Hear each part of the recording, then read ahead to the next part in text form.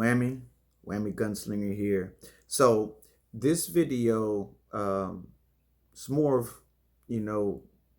just listening, but it's very important. Some serious things to learn and you can take away from this guy. What I love about this is it really shows you how different everybody is, and the experience of shit hits the fan, the moment of truth. It's different for everybody. Not everybody has the slowdown, right? Not everybody has the when you zone in and you're just locked in. Everybody's different, and I know how, my body reacts, but knowing how your body reacts is a huge plus. So here we go. Take a listen.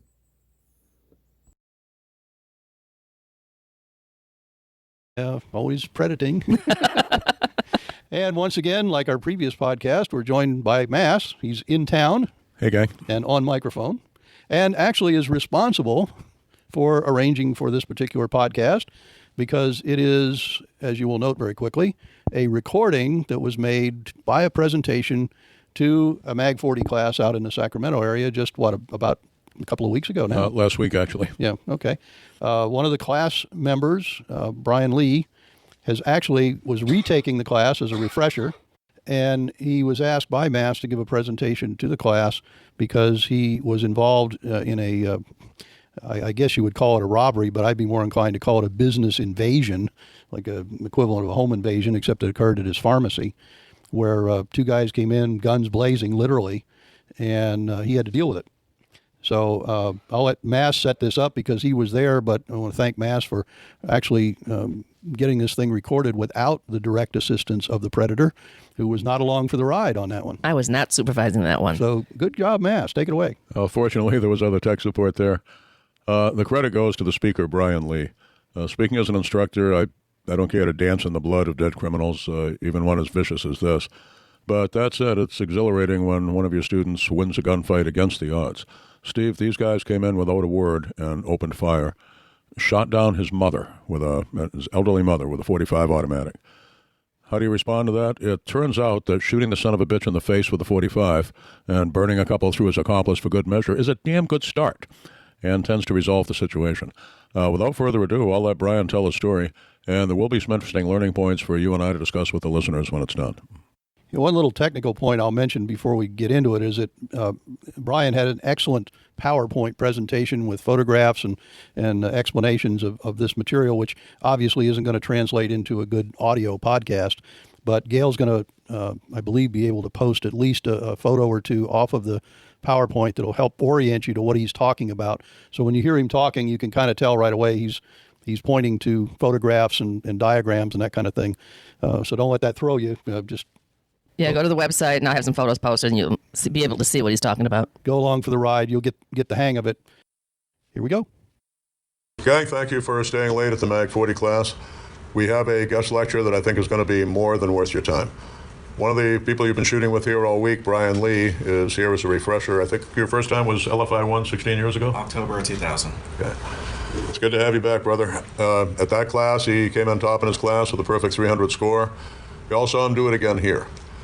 In between time, he found himself and his family in a violent encounter and handled it, I thought, masterfully.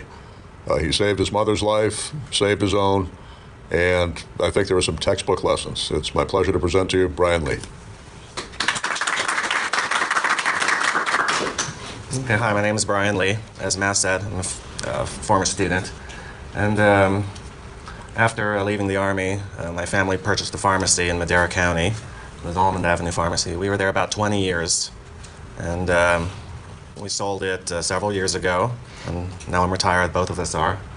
And we did have this incident here, January 2013. Now this is the outside of the building, and it's an area of doctor's offices, and then there's a hospital down the street. And this is Akila Bailey. He's one of the criminals that showed up that night about half an hour after our closing. This is one of his accomplices, Jonte Harris. Aquila was about a 200-pounder, and Jonte is about a 300-pounder. And there was also a third person, a getaway driver, a female. Now, we had closed, and we just stayed working late, and I had locked the front and the back doors. But a mother had called, and she needed some medicine for her baby, so I opened it up, and then we dispensed the medicine to her. And after she had left, I hadn't locked the door again because we were leaving, and I typically unlock the door, and then I load the cars, and then we go home. So Harris, Bailey, they came in here through this way. This is the back door. Usually I keep this locked. And then you can read this, or I guess I'll just read it out loud. Okay, their actions. Bailey, Harris enter silently through back door, wearing black ski masks, black sweaters, black pants. They do not speak or make any sound. Neither of us see them. And when in perfect position, they both begin to shoot without making any demands or threats. I was working at the time behind the counter. I happened to hear some footsteps. I looked up. I saw a ski mask. This is the kind of thing that's kind of hard to describe. It doesn't really look like what you would expect. It's just a blob because, that most of the time you don't see something like that in your everyday life. And I see a pistol, I hear a shot. So I took this picture standing in Bailey's position, seeing what he would have seen. I'm sitting here on this stool working here. My mother was behind me. I don't know exactly where she was. She was also working. Okay, my mother, she was shot once in the upper part of left leg, 45 ACP hollow point. Gunshot wound through and through, lateral to femur. Does not strike femoral artery or bone. She was treated at the emergency room that night and she was released. Okay, this is my location when they entered and began to shoot. So I'm sitting here on the stool looking at where they would be. So you can see it's pretty close. I'm here, here. It's 4 or 5 feet. This is a kind of a view of the shots fired at both of us. And I believe Bailey, the main shooter, was shooting from right to left. So we have one puncture here, which I recovered against this steel safe. And then here, this ruptured bottle of pills. This is the medication I was actually working on. I had it in my hands, so it was literally exploding in my face. And he continues to fire. They fired the whole time. They basically never stopped. So these are my actions. I move forward to engage Bailey and Harris. I jump off the stool, I run through the inner doorway. I yank up my shirt with my left hand, draw my Colt 45 with my right as I reach my firing position behind cover. So I start here when the shooting starts. I exit and move forward through this doorway. So Bailey is here, he's in front. Harris is larger, he's slightly behind, to the rear and overlapping. So you can only see the left half of his body. Bailey is the full view. So I move from here, and then I stop here. This is a very short distance. This, I call it the fatal funnel. My thinking was, I don't want them to get any further than here, because once they get into the waiting room here, it's just messy. You can't control that. Bailey is in front, Harris, basically the left half of his body you can see. I engage Bailey and Harris. I have time to think. The muzzle of a gun will probably be waiting inches from my face as I round the corner, and I will probably die. I begin firing around the corner before I can see to give attackers something to think about before I fully engage with aim fire. So the way I recall it was I fired 2 rounds initially, because I knew they were right there. As I round the corner shooting, I see 2 hugely barrel-chested males, all in black, wearing ski masks. I feel fear, and I think, shit, they're wearing armor. The way it looked to me, they looked like something out of a terrible movie. They were huge, really bulky up here. And, I remember thinking that, this is going to be so much harder than just shooting them in the upper chest. And so, I was really afraid. I didn't know what was going to happen. I'm here, exposing just part of my right side of my body. This is the trajectory of, we think, Bailey's additional rounds. So he had fired this way and continued to fire this way and then continued to fire this way. We're not even sure how many bullets were fired. We just kept finding more of them. They were just laying all over the place. We'd find them under the paper, spent bullets. We'd find them under medication, in the walls. So here, Bailey's bullets fly past me on my right side. And the penetration here through this divider. This was Bailey's gun. He left it at the scene. It was a full-size M&P 45. Police told me later it was stolen from Bakersfield. These are my impacts. We have 2 here in Harris's left leg because that's what's exposed behind Bailey. And then we have 3 impacts in Bailey. So out of 5 expended rounds, these are the 5 impacts. This one entered below the scrotum of Bailey, exited his gluteus. The one above it was his lower left quadrant of his abdomen. This one here was approximately center head. You can see, a lot of these were through and throughs. You can see the impacts in the wall behind them. So they were flying both ways. This was my gun. This is the same gun I used at Massad's class in 2000. I had carried it pretty much every day for, I guess, 13 years up to this point. I fire 5 rounds. Bailey struck one time in the upper right inner thigh, one time in the torso, one time in the face, half inch to the right of his nose. So it was here, level with his right nostril, angling this way, towards the center of his brain. Bailey immediately collapsed on his back. I mean, he dropped so fast. I mean, it was as if he had been struck by lightning. I mean, I was shocked at how fast it was. Harris was struck 2 times in the left leg, 1 time low and 1 time high. And Harris flees. This is where Bailey collapsed. He dropped his gun right here, right next to his right hand. He was laying on his back. Here you can see one of the through and throughs that passed through his abdomen. These are the 2 through and throughs that passed through Harris's left leg. And you can't really see it that much, but this is soaked in blood. There's also body tissue. This is, again, my viewpoint after Bailey has collapsed after Harris has fled. So he is laying there on his back, and I don't know his status. I don't know if he's dead. I don't know if he's alive. Even how many times he's been shot. I don't even know if I missed. I mean, realistically, I haven't examined him. And his legs are pointed towards me. I maintain this position here, and I shout my commands: don't move, don't touch that weapon. After the shooting stops, Bailey collapses immediately, up to a minute. To me, it felt like a long time. Suddenly, he sits up and he removes his ski mask. So I shout my commands: don't move, don't touch that weapon. He does not reach for his pistol. He crawls away and exits to the door. I do not fire. I let him leave. I continue to maintain my position with my Colt. At this point, I don't even know the status of my mother. I don't know if she's alive or dead.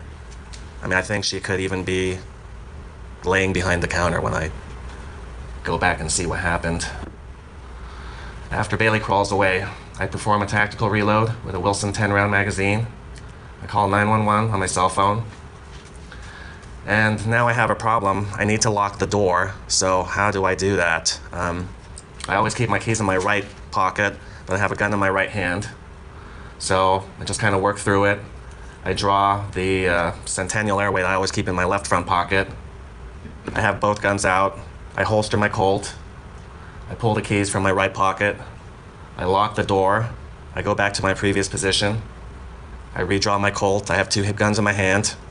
Then I holster my Smith. While locking the door, it's a glass door.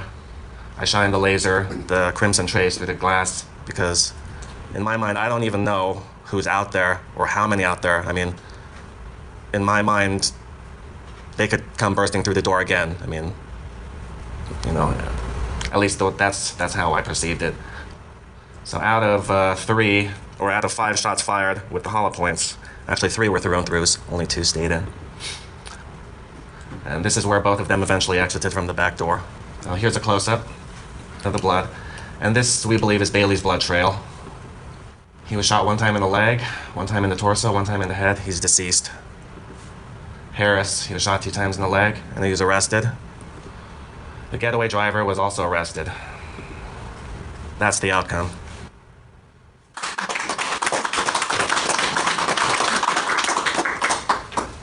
Now, the amount of time it took for this to happen, it took basically from the moment he fired his first shot, the moment I saw their ski masks, I figure it took me 1 second to react, at least get off of my stool. It took at least a second to draw my pistol and move to my shooting position.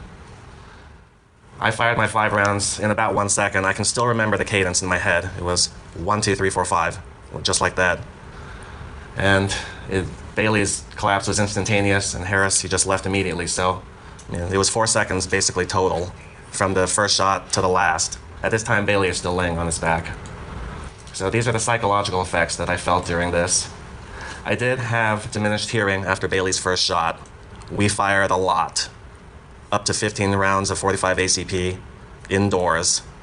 I mean, whenever I go to the outdoor range and I listen to someone shooting their handgun just from my car, it feels loud when I haven't even approached the line. I mean, so it really happened. I mean, I didn't perceive it as loud as it really was. I definitely had feelings of fear. I thought I was going to die, thought maybe I was going to fail, but I didn't feel like kind of the melting terror, like a collapsing terror. I did have a slight increase of heart rate. I did not have a distortion of time sensation. I didn't have that slow motion sense. It was actually very fast. I felt like I was having trouble keeping up with events because they were happening so quickly. I didn't have tunnel vision, and that day I didn't have shakiness of my hands. And I kind of like to talk about this tunnel vision thing. Like I said, I didn't feel the slow motion sense of time, but I also didn't perceive it as a kind of video. That's the way we perceive things, normally. I mean, from the moment I left my stool and moved to my shooting position, that was kind of regular video.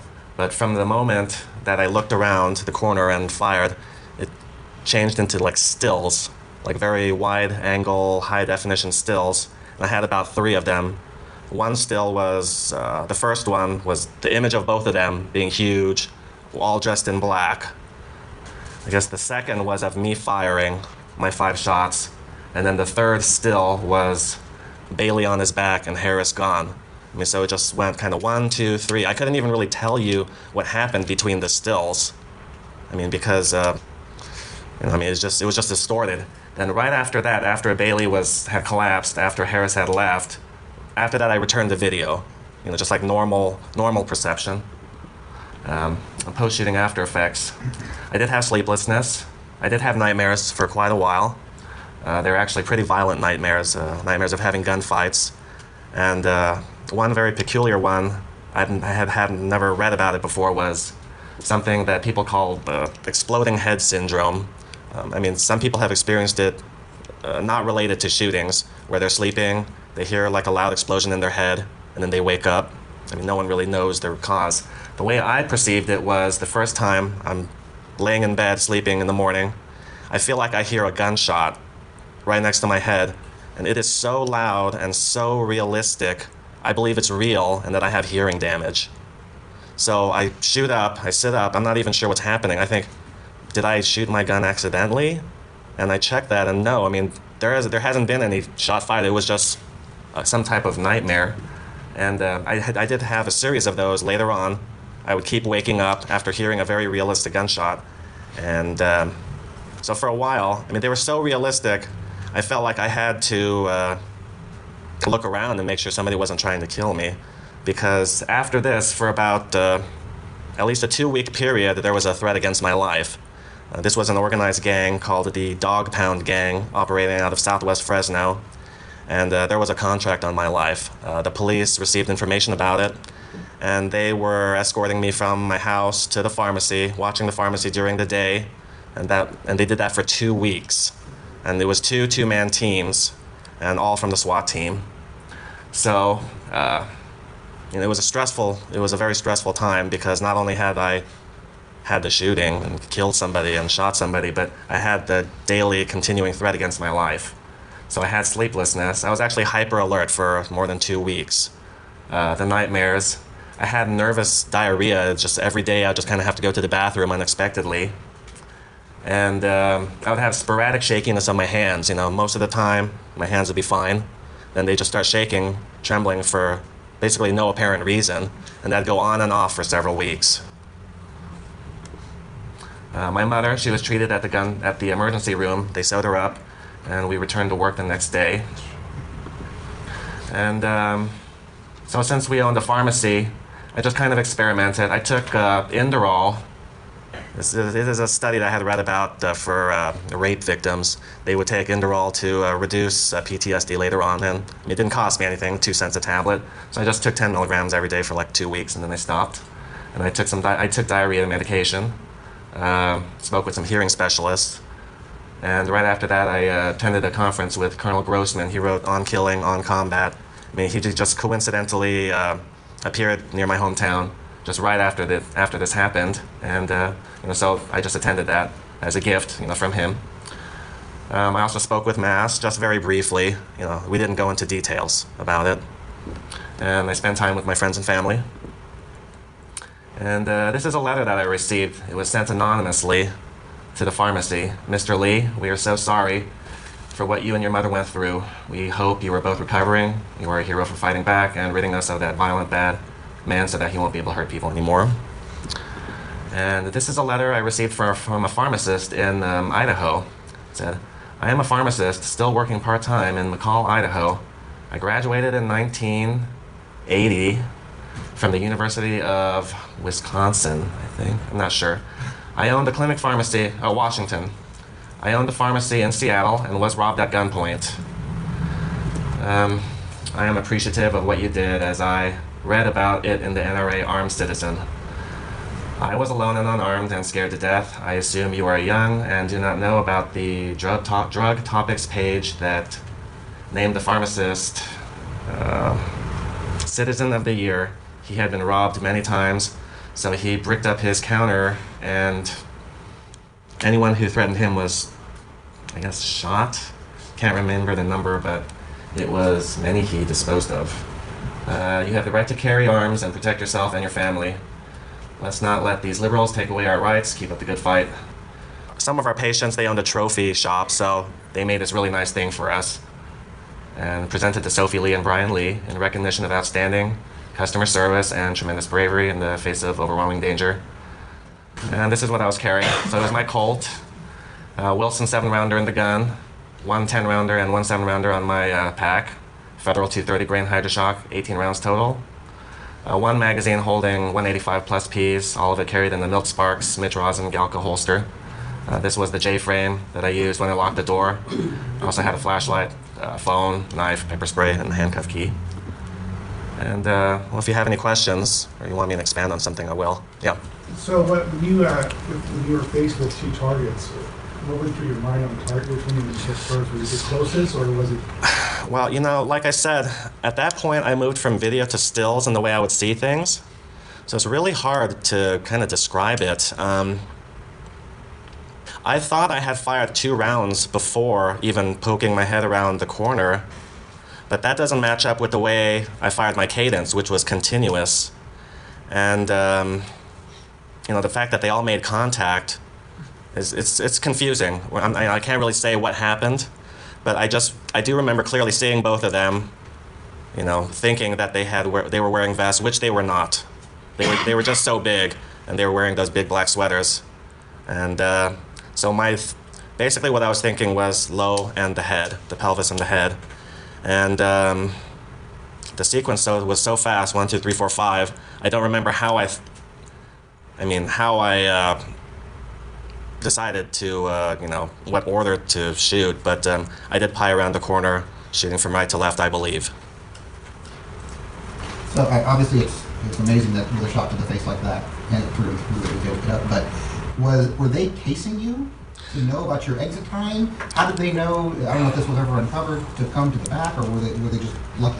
They must have been waiting in the parking lot and simply watching. They were probably out there for at least half an hour, They were probably waiting for us to come out. We were working late. Once I had unlocked the door for that mother to get medication for her baby, they must have seen the opportunity and said, let's just go now. Okay, yes? I have just a couple questions. The first one would be, what have you changed about your security measures? Or what did you change at the time about your security measures at the pharmacy? At the pharmacy. Also in your personal life after this happened? Well, I started carrying an AR-15 with me everywhere I went in my car. Yeah. I didn't really change anything about the pharmacy. I always kept that back door locked, and I kept sitting in the same place. I've had 4 attempted robberies, and So that sitting on that stool, being able to work and occasionally take a look has been really lucky for me. Was there any civil action? No, there wasn't. And what was, Sorry. Go ahead. Oh, sorry. So this next question is like kind of two-pronged. First of all, other than the LFI-1, what other formal training did you had at that point? And then the other part would be, what did you do regularly to train at that point in your life? I had attended LFI-1 and Jim Cirillo's class. He had just popped into Turlock, for a weekend, and it was just, a nice coincidence. I was in the Army, I was an artilleryman, and a longtime NRA member, and I had shot, competitively, small bore rifle, small bore handgun, a lot of centerfire bullseye. I like to shoot 45 and 357 Magnum on the 25-yard and the 50-yard bullseye targets. I'm mostly a slow fire accuracy shooter, and I also did shoot IDPA. Okay, Wes. And were the other robberies that were attempted on you presumably from the same gang, or do you even know? No. The first one was many years prior to that. His name was Lamar Verduzco. He came in with a pantyhose over his head and a Derringer in his hand. So at that time I was carrying a 4-inch 6086 plus with the Federal 125 JHPs. And so I jumped off my stool, ran forward, and he didn't see me, so I held him at gunpoint, and I was about to drop the hammer on him, but he surrendered. And they screamed, kind of ran around, and so he ran out the back. Mass won't like this part, but I did chase him for about 2 blocks. We were jumping over walls, running through gates, and he ran down a cul-de-sac. It was just a rabbit's warren of duplexes, and by the time I was 2 blocks away, nobody even knew where I was. So I backed off, stayed at the opening to the cul-de-sac, called 911, they gave my location. Back then, the way Mass taught it was give your location twice in case the line gets cut off. I did that, gave my description, identified myself as the owner, where I was, what had happened. So the police came, and they searched that cul-de-sac, and I stayed at the mouth. And then as they're searching, this white Saturn just slowly drives just nonchalantly out the mouth of the cul-de-sac. Normal-looking guy behind the wheel. I had chased him, and he had removed his pantyhose and shed his clothing, so I had seen his face. So I ran up, pointed at him through the glass. I know that's you. He drove off slow, like he had not a care in the world. So the police, I got the license plate and the car and his description. So the SWAT team followed him for a week. And then he robbed another pharmacy at gunpoint in Visalia. And then when he came out, they were waiting for him. So they pounced on him. He's still in jail. He was a serial armed robber all the way from Sacramento to Visalia. He was a bad guy. When they came in, they started shooting, right, without any warning. So there was not like demand for money or anything. They just started shooting.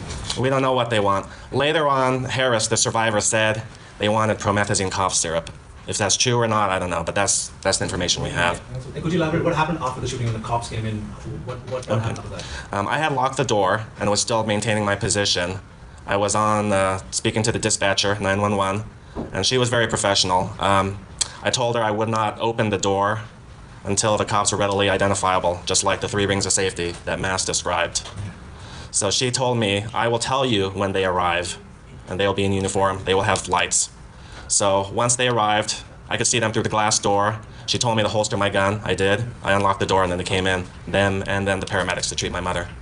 Yes. So when you were exchanging fire, was it really an exchange, or did you just pop out, do your 5, and then did you happen to keep looking back and forth? Like, did they spot you also and start exchanging fire with you? Well, their fire was just simply continuous until it stopped. I only looked out one time, and then I stayed there. So from the time they initially started firing, I did not shoot until I got to my position. They were just chasing me with the bullets the whole way, but I was drawing my gun. At that time, not shooting at them. So from your position when you popped out? Yeah, I only popped out once, and then sequence 1, 2, 3, 4, 5. No out, no peeking or anything like that. Brian, what's your recollection of how you fired those 5 shots? One-handed, 2, visual? Let me see if I can. Okay, so I'm here. So what I did was, I guess you could call it a pie, but it was done as fast as I could. My feeling was we were in a race to get to this corner because whoever controlled this was going to win.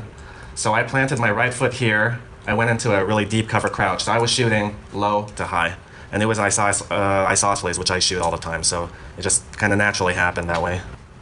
Did the gang ever actually retaliate thereafter? against you? Yes. And how? Well, the police got the information that they were coming. So, actually, I sent my mother and an employee away. There was a team of 4 in one car and a lookout in the other. Apparently, the lookout saw one of the police cars, and then they ended up calling it off. Wow. That was about 2 weeks after. And after that, was there anything? After that, no, we didn't have any information after that. Good. Yeah. I'm glad. And it's been more than 4 years, so they move on to other things. Brian, did you remember seeing your sights visually indexing the gun? I could see the gun and count my cadence. I don't remember if I could see the sights or not. Like I said, because of those 3 stills, the way I was seeing things, it just wasn't running in video. So I just can't explain clearly exactly what happened in that 1 or 2 seconds. But all 5 did contact, and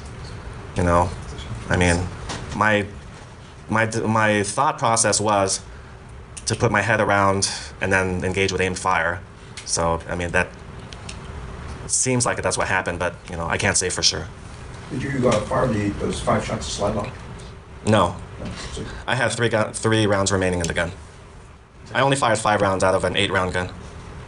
And Brian, I have a speculative kinesic explanation for your stills, and that would be slow motion coupled with blinking. Possible. In that short period of time could have caused that effect. Anyway, I'll leave it alone, but that is a possibility. Brian, we're all glad you made it through and your operation was